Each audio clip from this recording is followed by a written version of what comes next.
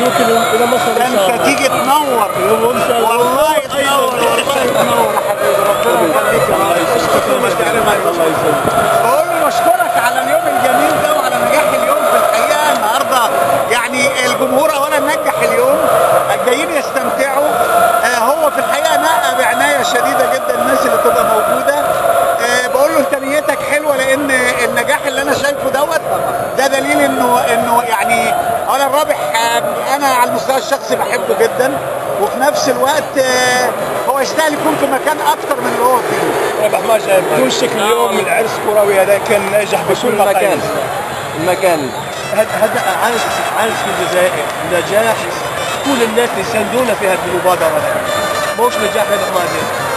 كل الناس الموجودين هنا، شوف الجماهير يعني ما زالوا يحبوا كرة القدم، ما زالوا يحبوا المنتخب الوطني، يحبوا يشوفوا ايضا اللاعبين الاجانب جو من الخارج، كانوا يشوفوا الا في التلفزيون، ولكن الحمد لله الان جو الى ملعب 5 جويلية. 5 جويلية كان يفرحوا معنا، والحمد لله هذه المبادره كما قلت لكم تدخل في اطار برنامج اليونسكو لاجل اطفال افريقيا. لكن مباراة دون ضغط اليوم، دون ضغط،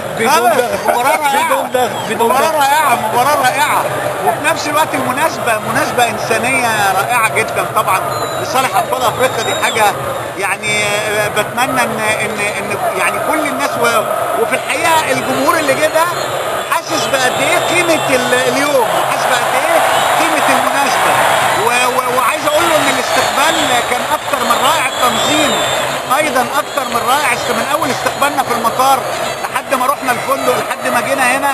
أنا شايف إنه يوم ناجح بكل المقاييس. الله يسلمك.